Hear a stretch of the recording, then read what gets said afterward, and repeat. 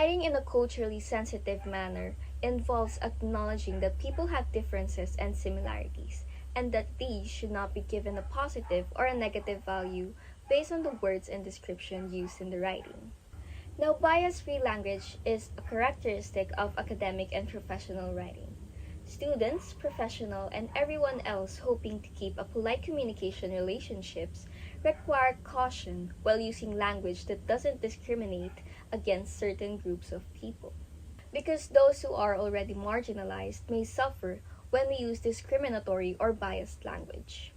That's why when you are writing about a group of people, it is helpful to imagine that those people are reading your work. Then you should ask yourself, will they feel included or respected by the language I'm using? In such situations, it is worth taking time to find wording that is more precise and inclusive to all. And in writing, one way to acknowledge significant differences is to describe them clearly and precisely. So, how will we do that? First, addressing diversity in an ethical manner. Addressing diversity from an ethical manner means considering how we can create workplace that is both inclusive and fair for everyone. Second, respecting the diversity of others. Respecting cultural diversity means recognizing and valuing the different cultures within a group. It builds mutual understanding and respect for people from backgrounds different than your own. Make an effort to understand the reason behind those values and adjust your behavior accordingly when engaging with their cultures. After all, cultural values often feel natural, appropriate, and even right to those people who live by them. Third, see it as an opportunity to grow. Being exposed to other people's cultures allows us to understand them better, which is essential for our growth as a person. When we make the effort to appreciate and learn from others, we open ourselves to a better team and the chance to be surrounded by great people. Now, for the fourth, recognizing the individuality of others. While our identities may be shaped by the groups we belong to, we all want to be recognized for our unique personalities, interests, skills, and attributions. Both of them are important, but true connection and collaboration often comes from appreciating individuals for their distinct traits and interests. Now, to live in a world where there is cultural sensitivity and bias-free language, we have to communicate with cultural proficiency. Cultural proficiency is the ability and skills we develop to communicate effectively, interact, and work with people from cultures other than our own. This involves deep awareness of people's diversity and their backgrounds. Now, there are also four ways to demonstrate communicating with cultural proficiency. Number one is to cultivate cultural awareness. Developing these means having a learner's mindset, acknowledging that individuals from different cultural backgrounds contribute a valuable ideas and expertise that can improve teamwork. Number two is to practice perspective taking. To practice perspective taking is to look into multiple point of view of other people. This means we should not be judgmental when talking to others and to listen to them carefully. It also requires being an open-minded person. Number three is to avoid cultural centrism. Now, what is cultural centrism? It is when people view their culture as more superior than other people's culture. In short, they are judging other cultures. There are two types of cultural centrism. First is the projective cognitive similarity.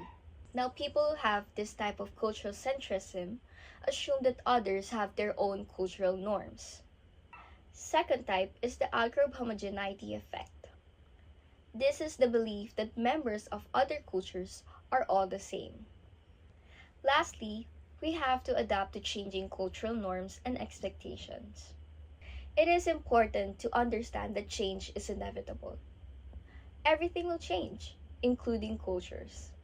What matters is the effort to understand these changes, because language shapes how we see and treat others. By trying to adapt and be sensitive, even if we don't fully agree at first, we contribute to a more respectful and inclusive society. Now I'm going to show you the examples of writing in a bias-free language and ways we can avoid them. First, dealing with race and ethnicity. Avoid using language that feeds stereotypes. Also avoid languages that implies that the member of a specific race or ethnic groups are all the same. For example, when people refer to blonde or white people as all looks and no brains, or how people think that all Asians are naturally better than math.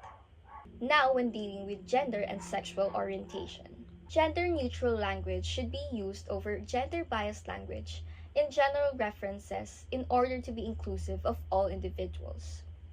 Now, the examples of alternative gender-neutral language. So instead of using man-made, we can say artificial or human-made instead. Instead of using maternal or paternal leave, we can use parental leave instead. Or when we say man hours, we can just use work hours or staff hours. Now, pronouns may also be gender biased.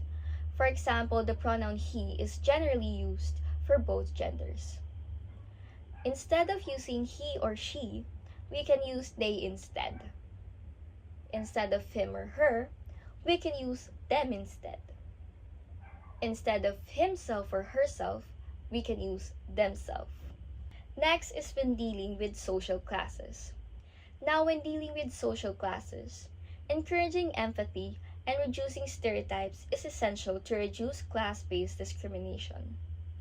An example for this is when we use Tagalog or Bisaya to describe a people in the Philippines. People from Manila and other Tagalog-speaking areas may be stereotyped as mayabang or privileged when Tagalog is used as a slang term or insult.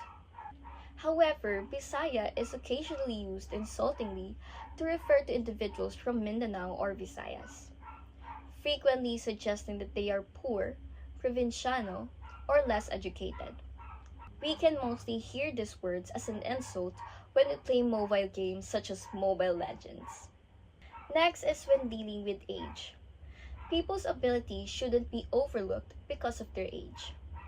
An example of this is cutting off or ignoring students' discussion by saying, "Wala ka pang alam kasi bata ka pa."